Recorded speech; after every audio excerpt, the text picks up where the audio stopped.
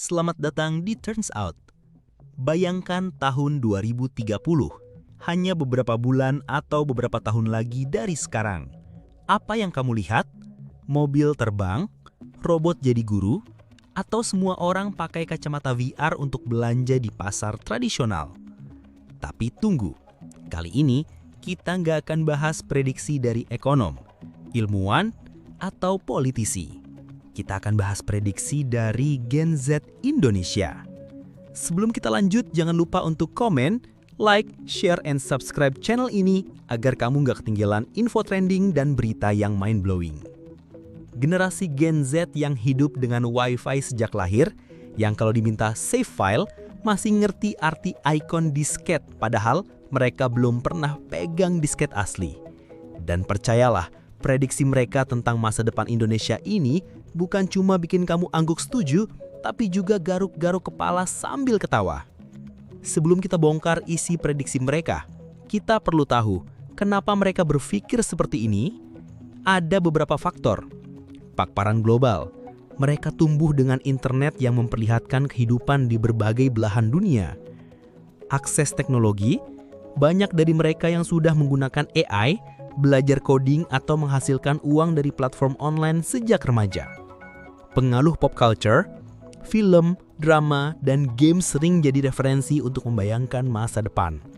Jadi jangan kaget kalau prediksi mereka kadang terasa seperti campuran antara Black Mirror, startup pitch, dan meme TikTok. Di dunia teknologi, Gen Z terbagi menjadi dua kubu besar, The Tech Dreamers dan The Realists. The Tech Dreamers membayangkan Indonesia 2030 akan penuh dengan kota pintar yang diatur AI, lampu jalan yang nyala otomatis kalau ada orang lewat, CCTV pintar yang bisa baca plat nomor, bahkan sampah dipilah otomatis oleh robot. Tapi ada juga The Realists yang justru khawatir tentang kesenjangan digital. Bagus sih teknologi canggih, tapi kalau daerah-daerah terpencil belum punya internet stabil, gimana? Privacy data. Kalau semua diatur AI, siapa yang pegang datanya? Aman nggak? Konflik antara dua pandangan ini bikin menarik, karena di satu sisi, kita terinspirasi untuk maju. Tapi di sisi lain, kita diingatkan untuk nggak asal gaspol tanpa rem. Nah, di bagian sosial dan budaya, prediksi Gen Z lebih berwarna. Mereka membayangkan bahwa di tahun 2030 nanti, struktur keluarga akan lebih fleksibel. Nggak cuma keluarga sedarah, tapi ada konsep chosen family, teman dekat yang dianggap keluarga sendiri. Tradisi lokal akan beradaptasi dengan pengaruh global. Bayangkan upacara adat yang disiarkan live di Metaverse, atau tarian daerah yang dikombinasikan dengan musik EDM untuk menarik generasi muda. Komunitas digital akan lebih kuat dari komunitas fisik. Gen Z melihat aktivisme sosial dan gerakan keadilan sosial akan makin besar lewat media sosial. Misalnya, kampanye lingkungan atau penggalangan dana bencana yang viral dalam hitungan jam. Tapi mereka juga sadar, globalisasi ini bisa bikin identitas lokal pudar kalau nggak dijaga.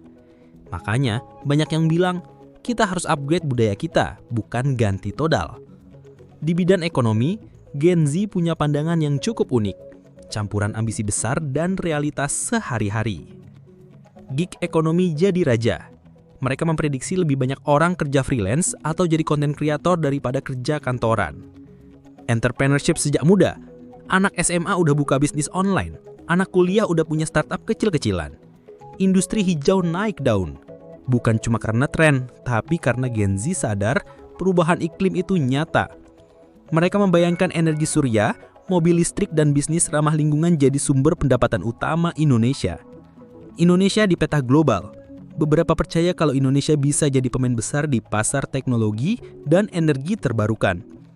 Tapi, lagi-lagi, ada yang skeptis. Kalau korupsi masih kuat, mimpi ini susah terwujud. Jadi dari semua prediksi ini, mana yang menurut kamu paling mungkin jadi kenyataan dan mana yang terdengar seperti skenario film fiksi ilmiah? Gen Z memberi kita gambaran masa depan yang penuh peluang tapi juga tantangan. Dan yang paling penting, mereka mengingatkan masa depan itu bukan sesuatu yang kita tunggu, tapi sesuatu yang kita ciptakan. Kalau kita mau Indonesia 2030 sesuai impian, kita harus mulai dari sekarang.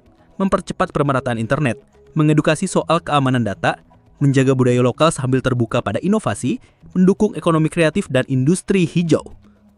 Sekarang giliran kamu. Tulis di komentar prediksi kamu tentang Indonesia 2030.